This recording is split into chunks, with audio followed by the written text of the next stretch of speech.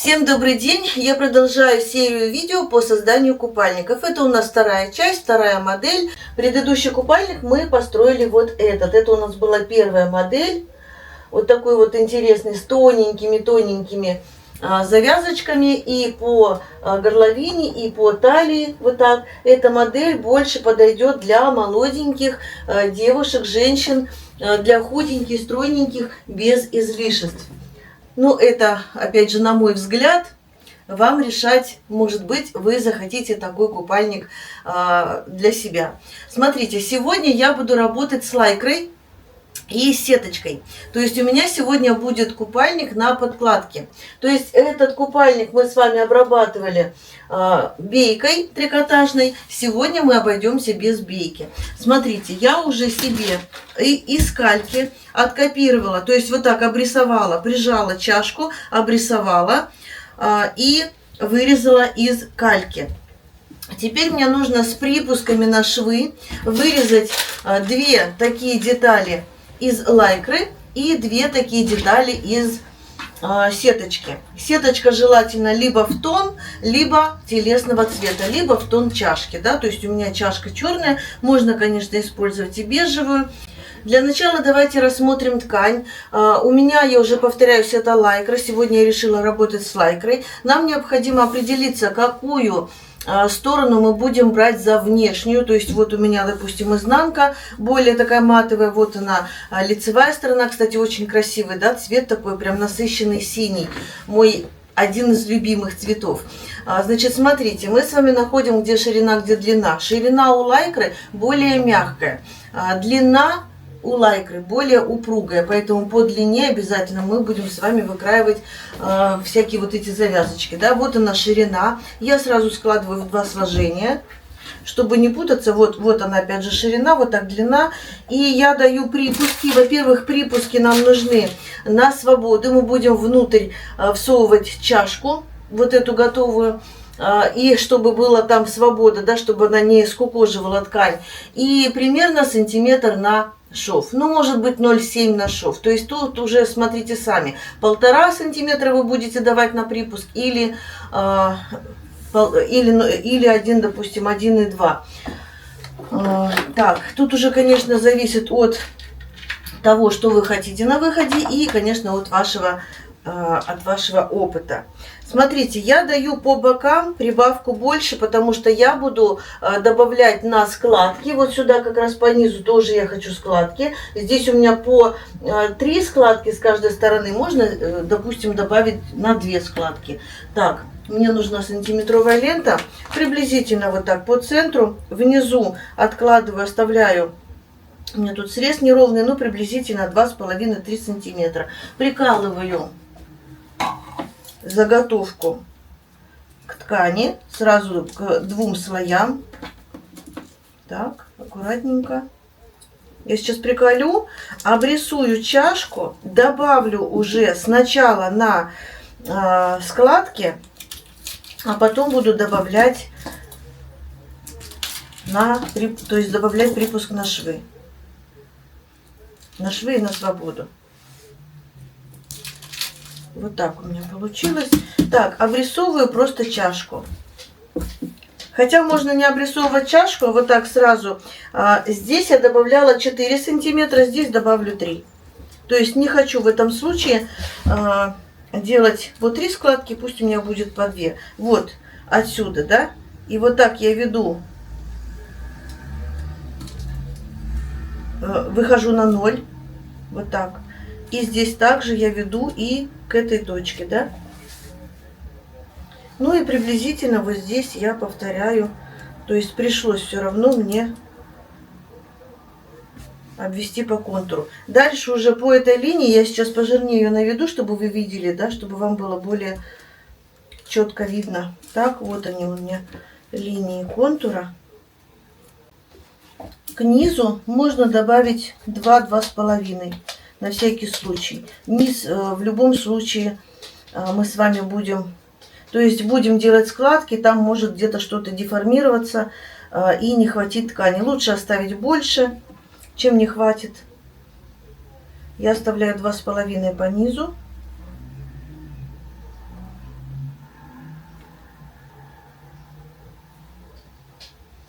И ко всем остальным срезам 1,5.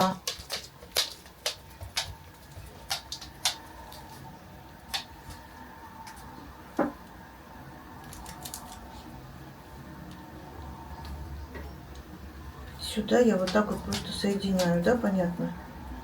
Так. Так, и сюда 1,5. Здесь тоже я вот так соединяю, центр вывожу.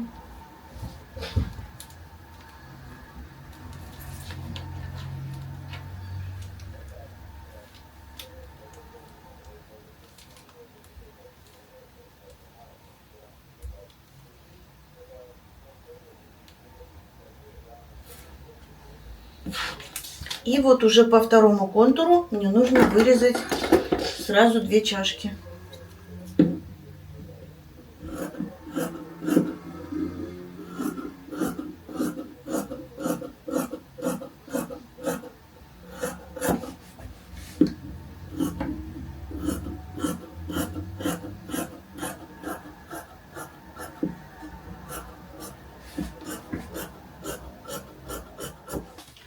Далее мы вырезаем детали из сеточки. Я уже вырезала за кадром. Обратите внимание, здесь я прибавила только припуски на швы. То есть здесь мы не даем припусков на свободу, как давали здесь, да, кроме того, что на швы еще плюс свобода. Здесь мы даем только на швы. И здесь мы не даем прибавки вот сюда на складки. То есть 100% припуск на швы. И здесь я, здесь я по сантиметру, допустим, добавила, а здесь примерно 2 сантиметра тут хватает. То есть сейчас я беру, у меня будет лицевая сторона блестящая, значит, я лицом к лицу складываю, скалываю уголочек. Уголочек я буду не зашивать, примерно 0,5.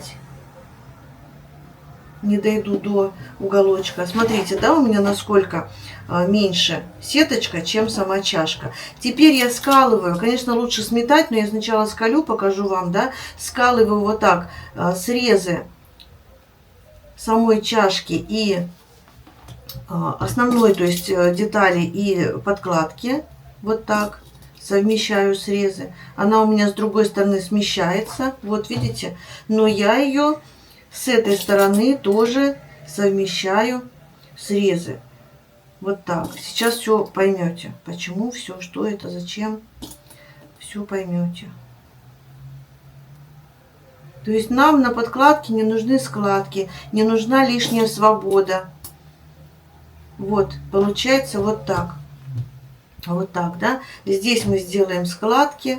То есть вот вывернем, да, сделаем складки, и у нас получится сеточка внутри, видите, намного меньше. То есть она у нас не будет выглядывать, вылезать, скажем так, наружу. И так идем прошивать. Сначала я сметаю обязательно. Здесь я уже сказала, не дошью примерно 0,5 в уголочке, чтобы мне было удобно позже сюда вшить тесемочку. Вот примерно вот так сейчас меточку ставлю. До сантиметра, 0,5, 0,7, вот так. Для чего мы должны сметать наши детали? Потому что у нас ткань нестабильная, сеточка нестабильная, основная ткань нестабильная, да, к тому же выкроено оно не так, не сяк, вот, поэтому, еще и полукруглое, поэтому лучше, конечно, зафиксировать. И строчку наметочные стежки лучше делать не в том месте, где будет проходить строчка, а либо выше, либо ниже, да, то есть либо ближе к краю, либо дальше от края, либо дальше вот от предполагаемой строчки. Итак, я перешла на другое рабочее место. Сейчас я буду сметывать. Смотрите, я хочу напомнить, что дала прибавку 1,5 сантиметра. В эту прибавку входит не только шов, но и свобода. Я буду строчить на ширину лапки. Сейчас покажу, расскажу. Смотрите, у меня будет режим С, то есть это обычный зигзаг. Длина стежка у меня будет 2, ширина стежка у меня будет 2.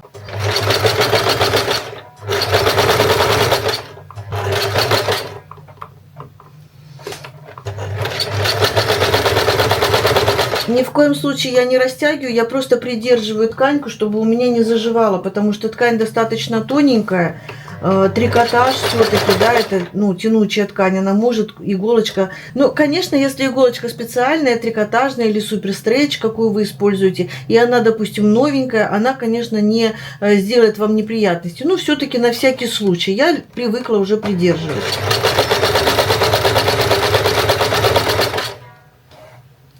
Не растягиваю.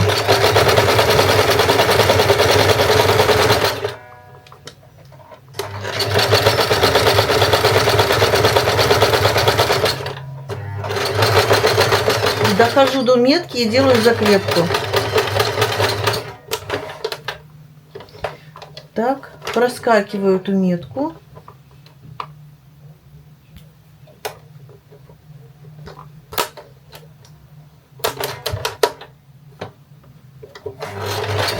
Делаю закрепку опять и продолжаю.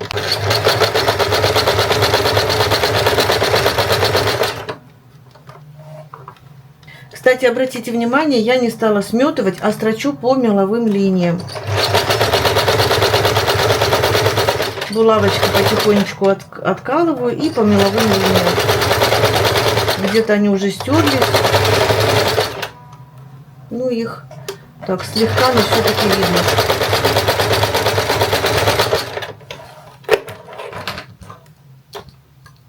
Теперь мы можем вывернуть и примерить нашу чашку.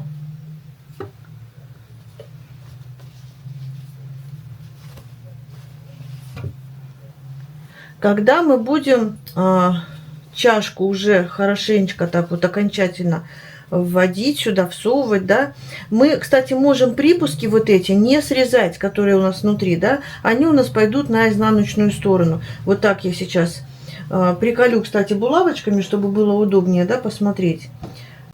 Получается, посмотрите, какая красота, да, ровненько, все гладенько, нигде ничего не стягивает. Немножечко заморочится, но все-таки результат налицо.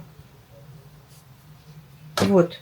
Внутри у нас есть место для груди, да, и вот так вот получается с лицевой стороны. Здесь мы будем закладывать складочки.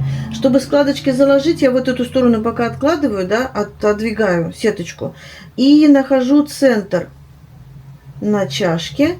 То есть на ткани, на лайкре центр нахожу. Так, и на чашке, конечно же, тоже. Мы должны ее совместить. Центр с центром. Вот так.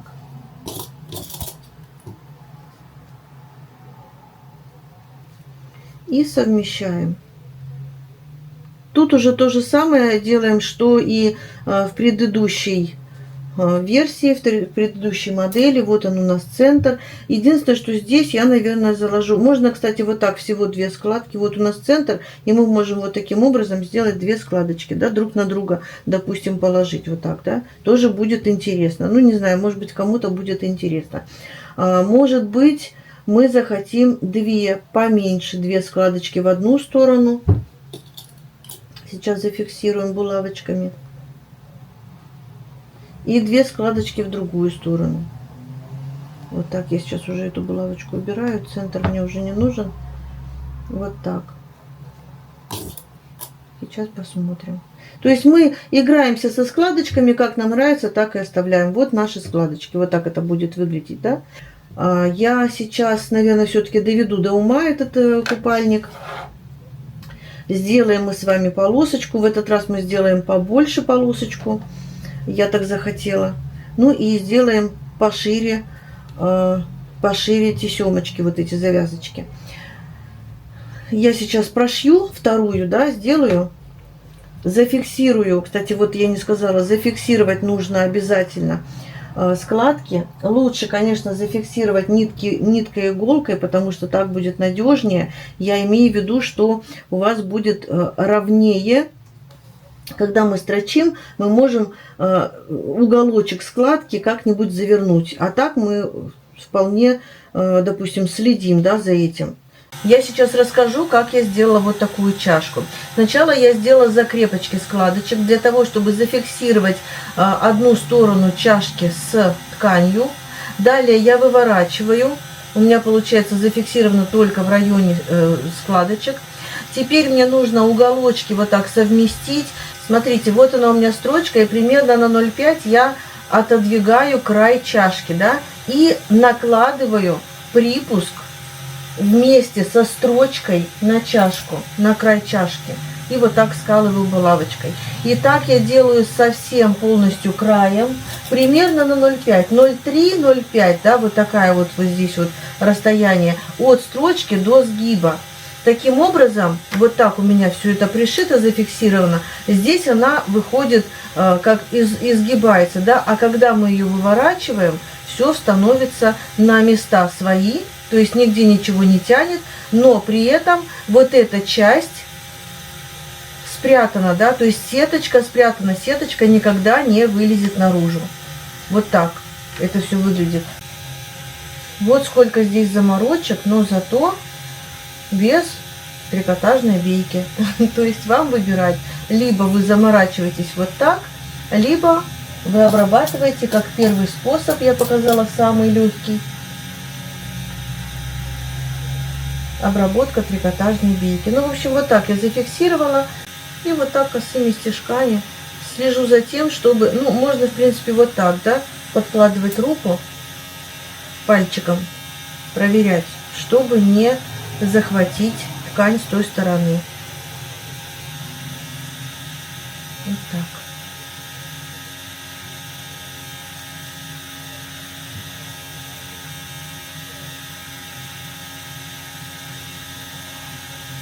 Вот этот уголочек прям вот так срезаем, чтобы лишний он тут не болтался.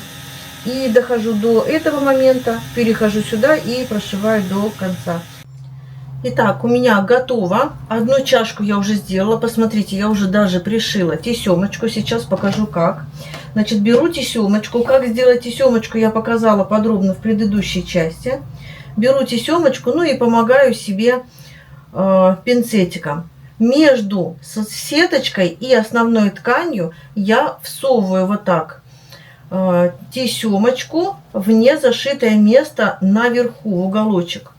Небольшой кусочек вот так вытягиваю, чтобы было видно, да. Смотрите, если шов в этой чашке у меня с этой стороны, на этой чашке должен быть шов с этой стороны, ну, чтобы было красиво, аккуратно, да. Я приколю булавочками. Можно, конечно, пристрочить зигзагом частым вот так, да, но чаще всего, когда мы строчим на машинке, шовчик, вот такие маленькие детальки, да, шовчик получается неаккуратным, поэтому я буду шить ниткой иголкой. Вот так вот я покажу, смотрите, как это выглядит в готовом виде. Вот так. Я на всякий случай припалила зажигалочкой, несмотря на то, что ничего здесь не сыпется, но все-таки, да, чтобы было более надежно. Вывернула, и вот что у меня получилось. В крайнем случае, вот здесь можно тоже зафиксировать с внешней стороны. Но я думаю, что так будет очень красиво. Ну, в принципе, надежно, потому что мы пришили ниткой и иголкой. В общем, что касается вот этой части, я делаю точно так же, как и в предыдущем видео. Единственное, в предыдущей части я, когда пришивала, у меня получилось между чашками расстояние, да. В этот раз я хочу соединить сначала чашки между собой. Вот так я нащупываю, где у меня там заканчивается чашка сама, вот видите, нащупываю здесь, где у меня чашка заканчивается, и совмещаю эти два края. Можно сначала булавочкой, соединяю, фиксирую вот здесь несколькими стежками. Можно, знаете, как проложить несколько стежков вот так вверх, потом убрать эту ниточку. Несколько стежков проложить, чтобы уже точно зафиксировать вместе чашки, да. Вот так зафиксировала. Опять же говорю, это временно. Теперь мне нужно, смотрите, я выкладываю, мне нужно вот так вот вывернуть чашки и зафиксировать ниткой и иголкой. Вот здесь у меня в любом случае, так как у нас изогнутая чашка, вот здесь получается излишек, да. Этот излишек можно где-нибудь вот сюда сделать, да, как складочку, как выточку, вот сюда заложить. для того, чтобы вот здесь у нас складки с этой стороны, чтобы не утолщалось, да, вот так вот можно сделать. Можно, в принципе, и посерединке оставить. Но в любом случае здесь у нас будет вот такая вот выточка. То есть, как она ложится, так мы ее и выкладываем. И нам необходимо зафиксировать ниткой-иголкой нижний край чашки. Ну, я уже вот фиксирую вместе с выточкой. Сеточка просвечивается, поэтому там все прекрасно видно. Булавочку можно убрать, где этот край, да, расположен. Эта ниточка у нас будет временная, но мы должны в любом случае зафиксировать все слои ткани, прежде чем работать дальше. Готово. Смотрите, вот такие вот у меня выточки получились. Теперь мне нужно, наверное, так будет удобнее, срезать лишнее. У меня здесь видно, где у меня заканчивается, то есть где у меня край чашки самой, да. Вот так я вырезаю одну чашку, вырезаю вторую чашку. Также.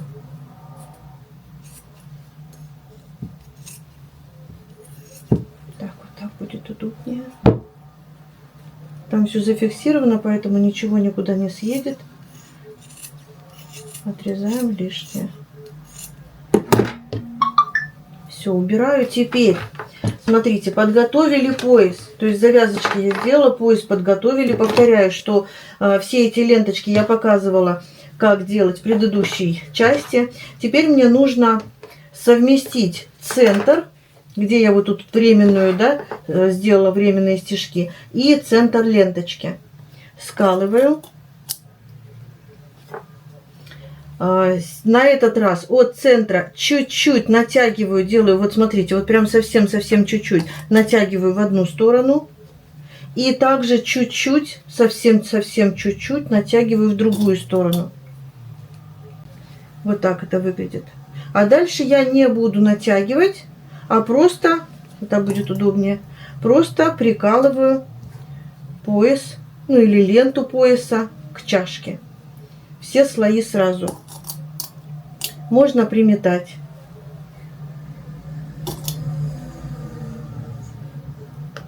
Строчу от начала первой чашки через центр до начала второй чашки. Обратите внимание на ширину лапки.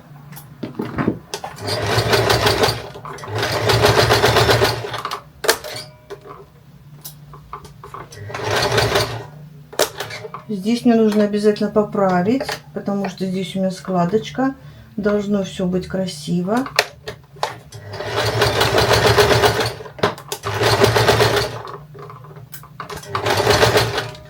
Проверяю низ.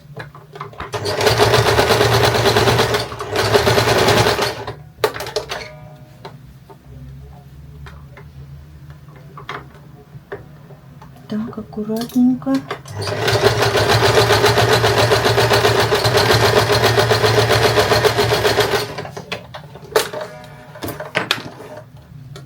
Убираю наметку.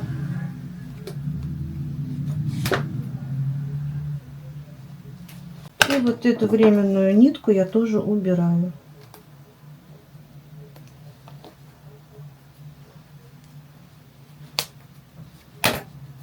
Все, таким образом у меня вот здесь 100% уголочки сходятся. Видите, никакой здесь нет деформации. Вот так. Ну и теперь я складываю, вот смотрите, вот она моя лента. Можно, в принципе, ниточку перевести на изнаночную сторону. Можно сделать узелочек и убрать ниточку, срезать, чтобы не мешалось. Я вот так складываю, именно вот так, смотрите, вот так. Вот. Складываю вот эту тесемочку лицевой стороной вовнутрь и прошиваю тем же самым зигзагом. Но в этот раз я хочу, чтобы моя веревочка, моя завязочка была шире. шире, чем вот это, и шире, чем предыдущая, в предыдущей части.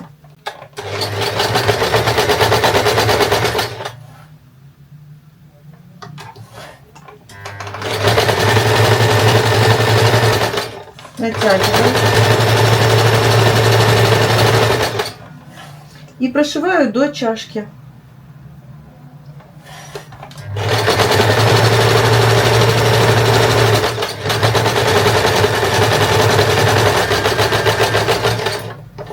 Все, убираю.